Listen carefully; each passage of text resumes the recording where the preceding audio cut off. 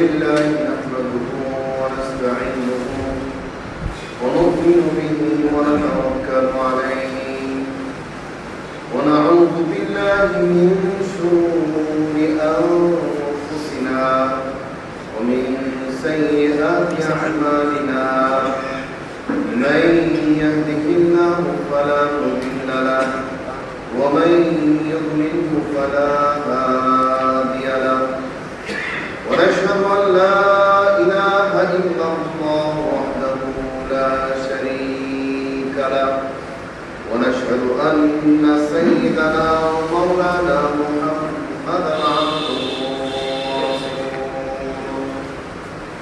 أما بعد فقد قال الله تبارك وتعالى في كلامه المجيد والفرقان الحميد قل إن كنتم تحبون الله فاتبعوني يحببكم الله ويغفر لكم ذنوبكم والله غفور رحيم وقال تعالى في كلامه المجيد والفرقان الحميد كنتم خير أمة أخرجت للناس تأمرون بالمعروف وتنهون عن المنكر وتؤمنون بالله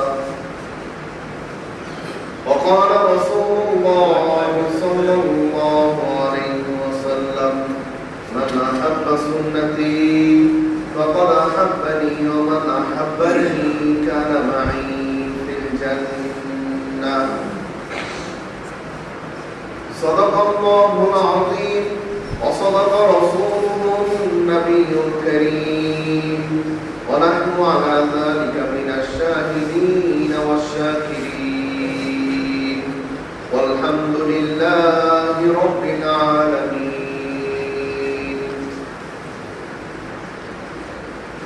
সকলেই মুহাব্বতের সাথে বলতে থাকবেন আল্লাহুম্মা সাল্লি আলা মুহাম্মাদিন ওয়া আলা আলি মুহাম্মাদ কামা সাল্লাইতা আলা ইব্রাহিম ওয়া আলা আলি ইব্রাহিম ইন্নাকা হামিদুম মাজিদ আল্লাহুম্মা বারিক আলা মুহাম্মাদ وعلى آل محمد كما باركت على إبراهيم وعلى آل إبراهيم إنك حميد مجيد معزز মুসলিয়ান کرام বিজ্ঞান বিভাগের ইসলাম সমস্ত প্রশংসা আল্লাহ তাআলার জন্য যে মহান আল্লাহ রব্বুল আলামিন আমাদেরকে মায়া করে মহব্বত করে ভালোবেসে পবিত্র জুমার দিনে জুমা নামাজ আদায় করার জন্য দুনিয়ার মধ্যে সব থেকে উত্তম জায়গা আল্লাহ তাআলার ঘর মসজিদে আসার বসার তৌফিক দান করেছেন এবং কোরআন ও হাদিস থেকে কিছু আলোচনা করবার এবং শুনবার তৌফিক দান করেছেন। এই জন্য সর্বপ্রথম ওই রব্বে কারিমের আলিশান দরবারে সকলে এই কালিমাতুর শুকর আদায় করে জবান করে বলি আলহামদুলিল্লাহ। আল্লাহ তাআলা বলেন লা ইন শাকারতুম লা আযীদান্নাকুম ওয়া লা ইন কাফারতুম ইন্না আযাবি লাশাদীদ। যে ব্যক্তি আমি আল্লাহর দেওয়া নিয়ামত পেয়ে নিয়ামতের শুকরিয়া আদায় করে আমি তার নিয়ামতকে আরো বাড়িয়ে দেব। ওয়া লা ইন কাফারতুম, আর যে ব্যক্তি অস্বীকার করবে কুফরি করবে আমার নিয়ামতের শুকরিয়া আদায় করবে না ইন্না আযাবি লাশাদীদ, আল্লাহ তাআলা রব্বুল আলামিন বলেন নিশ্চয়ই আমার আযাব অনেক ভয়ঙ্কর।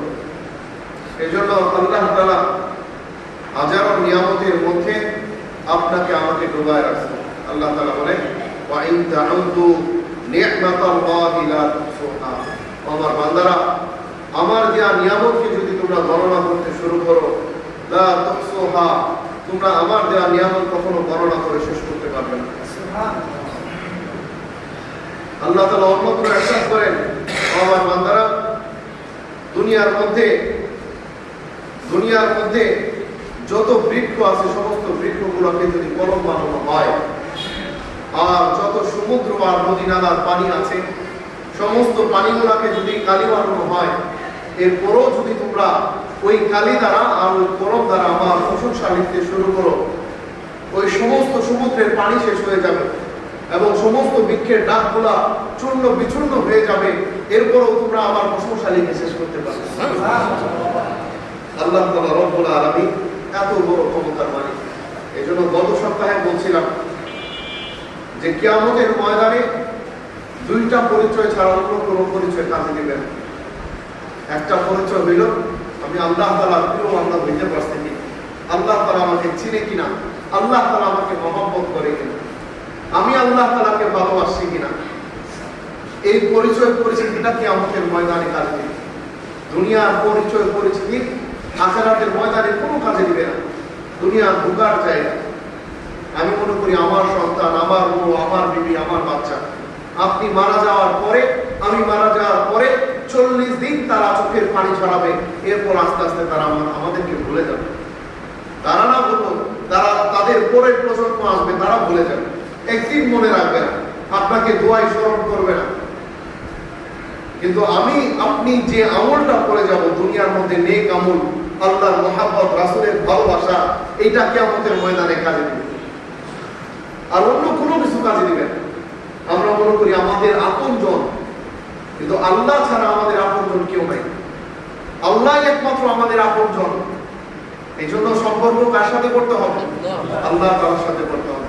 আল্লাহ তাআলা বলেন, কুল ইন কুনতুম তুহিব্বুনাল্লাহ ফাত্তাবিউনি ইউহিব্বুকুমুল্লাহ ওয়া ইয়াগফিরু লাকুম যুনুবাকুম আল্লাহু গফুরুর রহিম। আল্লাহ তাআলা বলেন, আমার হাবিব, আপনি আপনার উম্মতদেরকে বলে দেন, তোমরা যদি আল্লাহ তাআলার ভালোবাসা পেতে চাও, ফাত্তাবিউনি, তাহলে তোমরা আমার অনুসরণ করো। আল্লাহর হাবিবের অনুসরণ করতে হবে। কার অনুসরণ? আল্লাহর ভালোবাসা যদি পেতে চাই, আল্লাহর প্রিয় পাত্র যদি আমি হতে চাই, আল্লাহর হাবিবকে মহব্বত করতে হবে। ঠিক ঠিক না? আল্লাহর হাবিবকে যদি আমরা মহব্বত করতে পারি, ফাত্তাবিউনি ইউহিব্বুকুমুল্লাহ, আল্লাহ তাআলা রব্বুল আলামিন আমাদেরকে ভালোবাসবেন। আল্লাহ তাআলা যদি কাউকে ভালোবাসেন তাহলে কি হবে? আল্লাহ তাআলা রব্বুল আলামিন দুনিয়ার বুকে যদি কাউকে ভালোবাসেন, সর্বপ্রথম আল্লাহ তাআলা রব্বুল আলামিন জিবরিল আলাইহিস সালামকে ডেকে বলেন, জিবরিল, আমি দুনিয়ার বুকে অমুকের বেটা অমুককে আমি ভালোবাসি আর মহব্বত করি, সুতরাং জিবরিল তুমিও তাকে মহব্বত করো। এরপর থেকে জিবরাইল আলাইহিস সালাম তাকে মহব্বত করতে শুরু করে দেন। এরপরে জিবরাইল আলাইহিস সালাম নিচের আসমানে এসে ঘোষণা করেন, হে আসমানের ফেরেশতারা, আল্লাহ তাআলা রব্বুল আলামিন অমুকের বেটা অমুককে মহব্বত করে, সুতরাং সাত আসমানের মধ্যে যত ফেরেশতা আছো, সমস্ত ফেরেশতারা আল্লাহ তাআলার ওই বান্দাকে তোমরা মহব্বত করতে শুরু করে দাও। আসমানের সমস্ত ফেরেশতারা তাকে মহব্বত করে। দুনিয়ার মধ্যে মানুষের মাঝেও প্রিয় পাত্র হয়ে যায়। যারা দেখবেন আল্লাহওয়ালা, দুনিয়ার বুকে যারা আল্লাহর ওলি, যারা তাদের জুতা টানার জন্য, জুতা সোজা করার জন্য হাজারো মানুষ লাইন ধরে দাঁড়িয়ে থাকে। ঠিক ঠিক না? বড় বড় মানুষরা পর্যন্ত তাদের পায়ের নিচে বসে থাকে। কেন? আল্লাহ তাআলা রব্বুল আলামিন প্রত্যেকটা প্রাণী করে ভিতরে ভিতরে ধীরে ধীরে তাদের জন্য আল্লাহ তাআলা মহব্বত সৃষ্টি করে দেন। আল্লাহওয়ালা মানুষদেরকে দেখলেও ভালো লাগে। ঠিক ঠিক না? দিলের মধ্যে এক প্রকার প্রশান্তি অনুভব হয়। এই জন্য আল্লাহ তাআলার ভালোবাসা যদি পেতে চাই, আল্লাহর হাবিবের অনুসরণ করা ছাড়া উপায় নাই। আল্লাহর হাবিবকে অনুসরণ করতে, ফাত্তাবিউনি ইউহিব্বুকুমুল্লাহ ওয়া ইয়াগফিরু লাকুম যুনুবাকুম আল্লাহু গফুরুর রহিম। আর আমরা যদি আল্লাহর হাবিবকে অনুসরণ করি, আল্লাহ তাআলা আমাদেরকে মহব্বত করবে এবং আমাদের জীবনের সমস্ত গুনাহ খাতা আল্লাহ তাআলা রব্বুল আলামিন মাফ করে দিবেন। সুবহানাল্লাহ। এই জন্য আমাদেরকে আল্লাহর হাবিবকে অনুসরণ করতে হবে। আল্লাহ তাআলা রব্বুল আলামিন সমগ্র জাহানের, দুনিয়ার সমগ্র মানব জাতি, যত মানব জাতি দুনিয়ার মধ্যে আসছে, কিয়ামত পর্যন্ত যত মানব জাতি দুনিয়ার মধ্যে আসবে, সমগ্র মানব জাতি, সমগ্র জাহানের সুখ, শান্তি, কামিয়াবি, সফলতা আছেন একমাত্র দিনের মধ্যে। কিসের মধ্যে? দিনের মধ্যে। দিনটা কি? দিনটা হচ্ছে আল্লাহর হুকুম, একদম দিন। অনেক ব্যাপক অর্থবহ একটা শব্দ, কিন্তু সংক্ষেপে বলা যায় আল্লাহর হুকুমগুলা রাসূল করিম সাল্লাল্লাহু আলাইহি ওয়াসাল্লামের সুন্নত তরিকায় মানার নামই হচ্ছে দিন। কার হুকুমগুলা? আল্লাহর হুকুমগুলো মানতে হবে কার সুন্নত তরিকায়? আল্লাহর হাবিবের সুন্নত তরিকায়। এই দুইটা জিনিস থাকতে হবে, তাহলে আমাদের ইবাদত কবুল হবে না, নচেত আমাদের ইবাদত কবুল হবে না।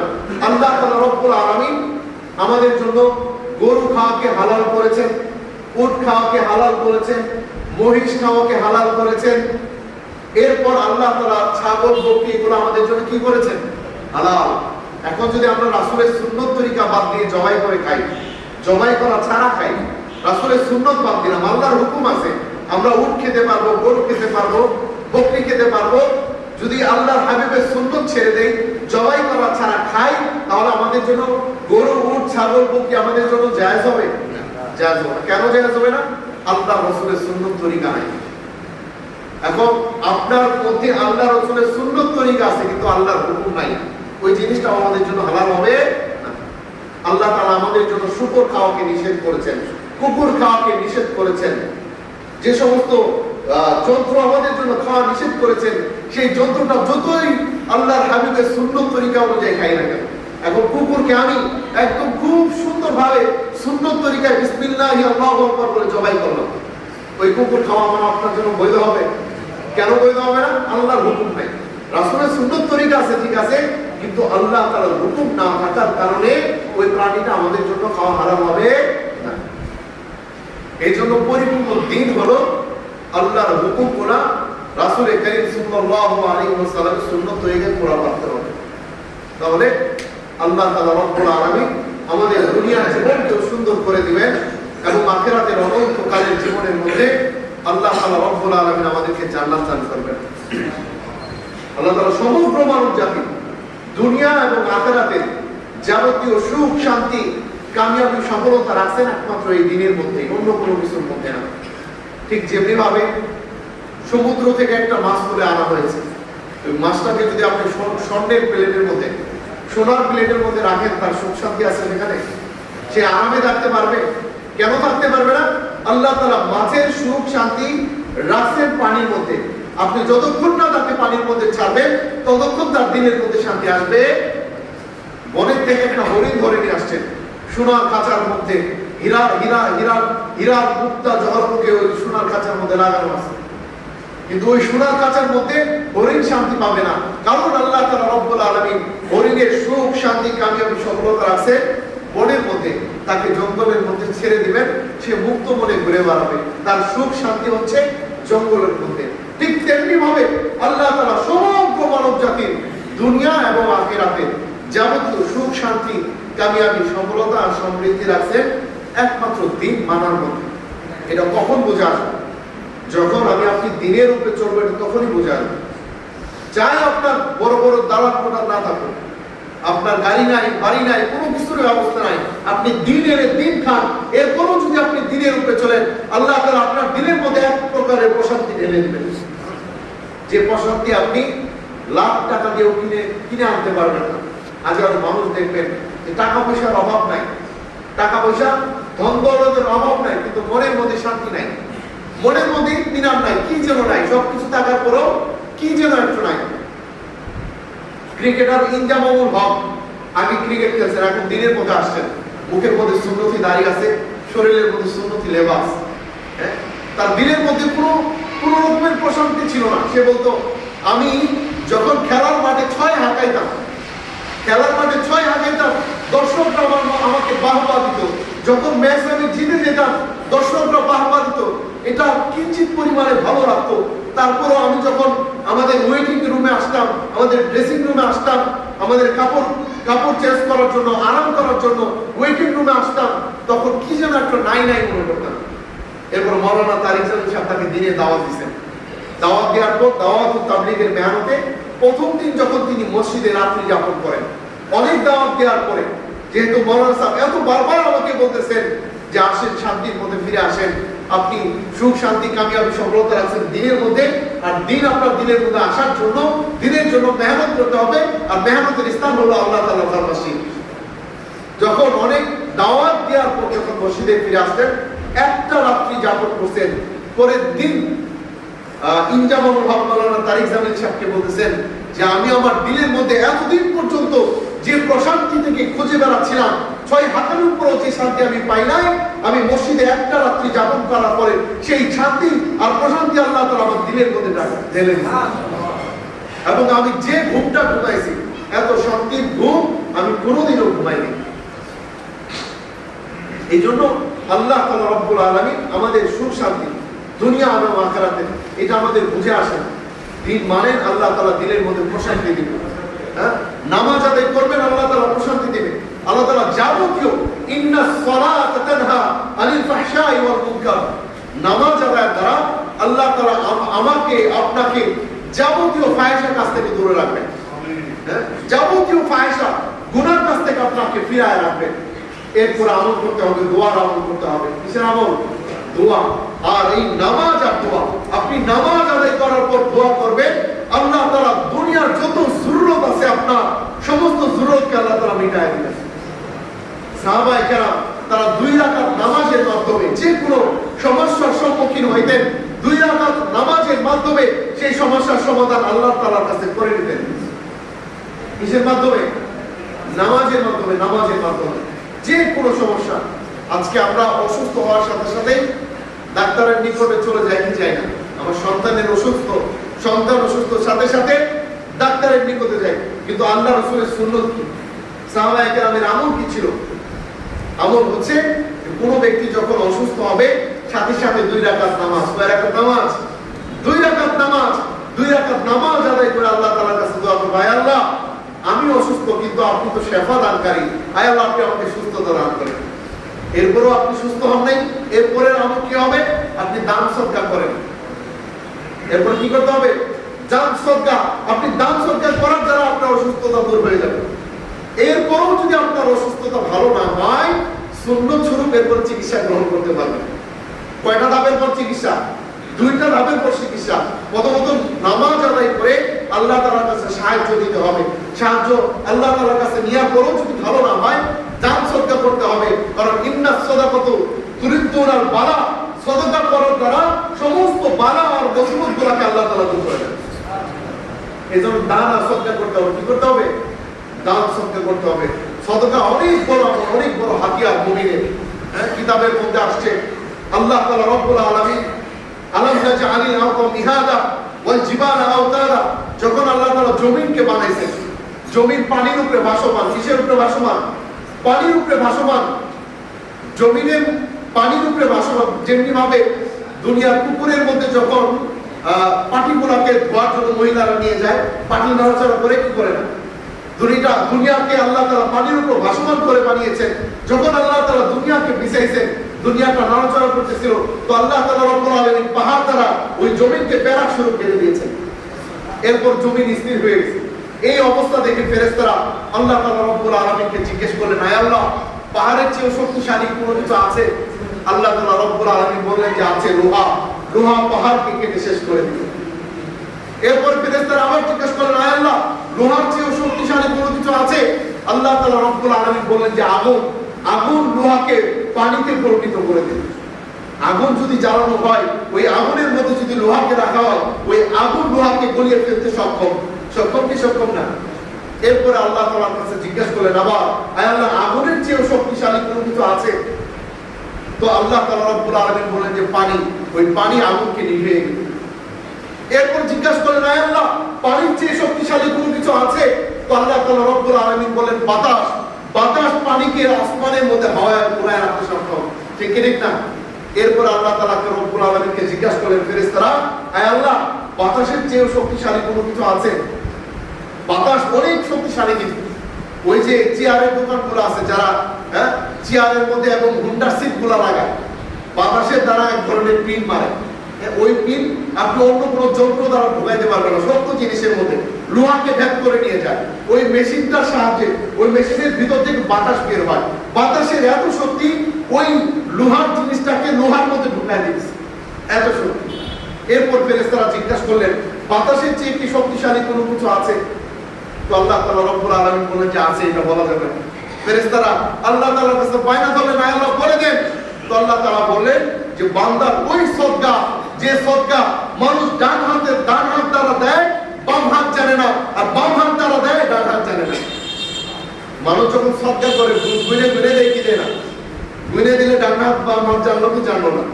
তার মানে আল্লাহ তাআলা আমাদেরকে বুঝিয়েছেন এরকম ভাবে দান করতে হবে, যা আছে তাই, যা আছে তাই আল্লাহ তাআলা, কোনো গুণাগুণি নাই।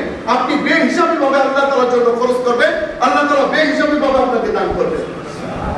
দুনিয়াতেই আল্লাহ তাআলা দিবেন। 1 টাকা আপনি দুনিয়াতে খরচ করবেন আল্লাহ তাআলার রাস্তায়, আল্লাহর জন্য আপনি 1 টাকা খরচ করবেন, আল্লাহ তাআলা আপনাকে 10 টাকা দান করবেন। দুনিয়ার মধ্যেই আল্লাহ তাআলা দিবেন। কিতাবের মধ্যে ঘটনা আসছে, কি আসছে? ঘটনা আসছে দাউদ আলাইহিস সালাতু ওয়াস সালাম। দাউদ আলাইহিস সালাতু ওয়াস সালামের বন্ধু ছিল মালাকুল মউত আজরাইল আলাইহিস সালাতু ওয়াস সালাম। দাউদ আলাইহিস সালাতু ওয়াস সালাম সব সময় প্রতিদিন মালাকুল মউতের সাথে কথোপকথন করতেন, গল্প করতেন।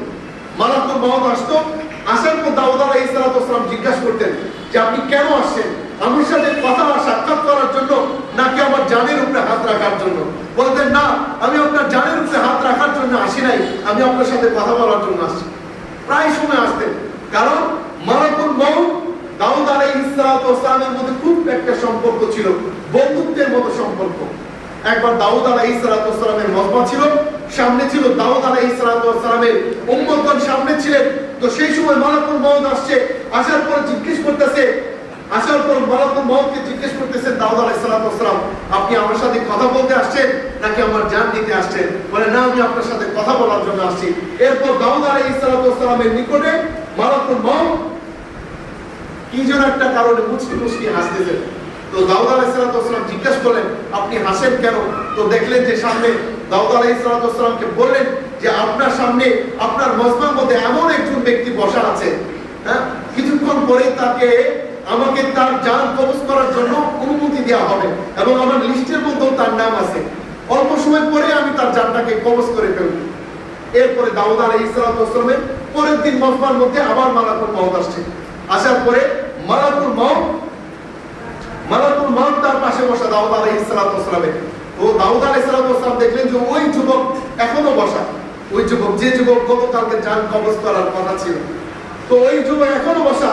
ওই দিন সে যুবক যখন দাউদ আলাইহিস সালাতু ওয়াস সালামের মজমা শেষ হয়ে গেছে, মজমা থেকে যাওয়ার সময় এক ভিখারি ওই যুবককে বলছে, যুবক আমার বড় অভাবের সংসার, তুমি আমার জন্য কিছু দান করো। যুবক পকেটের মধ্যে হাত ঢুকাইছে, যা ছিল তাই দান করে দিয়েছে। তো ওই পথের ভিখারি 2 হাত আল্লাহ তাআলা উপরে উঠাই দিয়েছে। 2 হাত উপরে উঠানোর পর দোয়া করছে, আয় আল্লাহ আপনি তার হায়াতের মধ্যে বরকত দান করে দেন। তো দাউদ আলাইহিস সালাতু ওয়াস সালাম বললেন, আপনি না বললেন তাকে 2 মিনিট পরে তার জানকে কবজ করবেন? এখনো তো, আজকেও তো সে আমার মজমার মধ্যে বসা, কেন আপনি তার জান কবজ করলেন না কেন? তো তখন মালাকুল মউত বললেন, তো আমি তার যখন জান কবজ করতে চাই, উপরে থেকে আল্লাহ তাআলা আওয়াজ দিয়েছে দাঁড়াও, তার এখনো সময় হয় নাই। আর মালাকুল মউত বলতেছেন, আমার লিস্টের মধ্যে তো তার নাম আছে, আপনি কিছুক্ষণ পর আগেই আমাকে তার জান কবজ করার কথা বলছেন, এখন আবার কেন না করতেছেন? তো তখন আল্লাহ তাআলা মালাকুল মউতকে জানাই দিয়েছেন, মালাকুল মউত তুমি কি শুনো নাই ওই ফকির তার জন্য কি দোয়া করছে? সে আমার জন্য, সে তার পকেটের মধ্যে যা ছিল 6 দিন হাম দিছে, আমি তার 60 বছরের হায়াতকে আমি দীর্ঘ করে দিয়েছি। এই জন্য দান এরকম দান করতে হবে যে দান ডান হাতে দান করলে বাম হাত যেন টের না পায়। তো এরপরে ফেরেশতারা জিজ্ঞেস করলেন আল্লাহ তাআলা রব্বুল আলামিনকে, হাওয়ার চেয়ে বাতাসের চেয়েও কি শক্তিশালী কোনো কিছু আছে?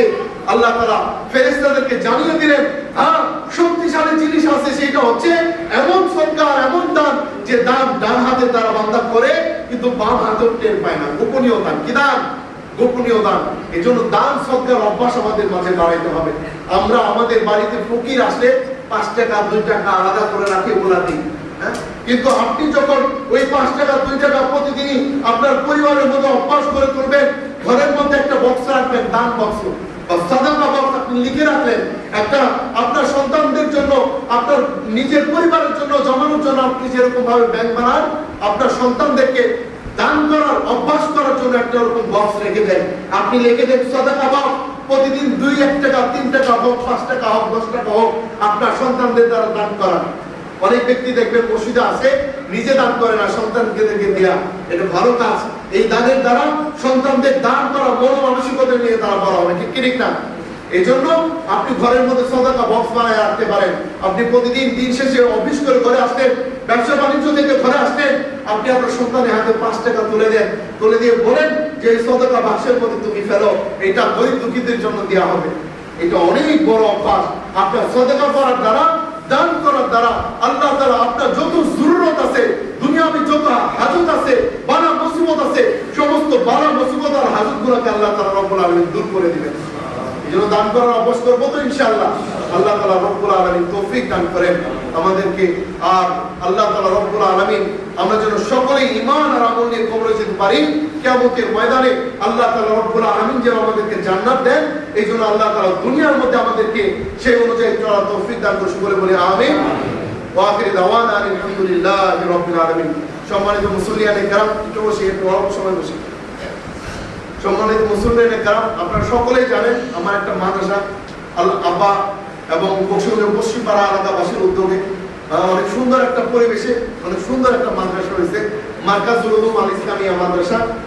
এবং এর আগেও 2 বছর আগে ওই মাদ্রাসার উদ্যোগে মাহফিল করেছিলাম এবং বক্সিগঞ্জের পশ্চিমপাড়ার সর্বস্তরের মানুষ ব্যাপকভাবে সাহায্য সহযোগিতা করেছে এবং বড় একটা মাহফিল হয়েছে সুন্দর। ইনশাআল্লাহ এই বছরও আপনাদের দোয়ায় নিয়ত করেছি মাহফিল করার জন্য। আপনাদের সকলকে দাওয়াত থাকলো, আপনারা সকলে আমাদের মাহফিলে উপস্থিত হবেন। আরেকটা কাজ করবেন যে আপনি যাকে দেখা হবে আপনি মাহফিলের দাওয়াত দিয়ে দেন, একটা নেক কাজের দাওয়াত। আপনি আরেকটা মানুষকে যখন এই মাহফিলের দাওয়াত দিবেন, ওই ব্যক্তি যখন চলে আসবে আর একটা আমলের শিক্ষা নিয়ে যাবে আর আমল করবে, আল্লাহ তাআলা আপনার আমল নামাও সেই সমপরিমাণ সওয়াব আল্লাহ তাআলা দান করে দিবেন। ইনশাআল্লাহ এই বিষয়ে অল্প সময় 2 মিনিট সময় নেব ইনশাআল্লাহ। আমাদের মেরুচর ইউনিয়নের সাবেক চেয়ারম্যান সম্মানিত মাহবুব চেয়ারম্যান সাহেব আমাদের অল্প সময় 2 মিনিট কথা বলবেন ইনশাআল্লাহ।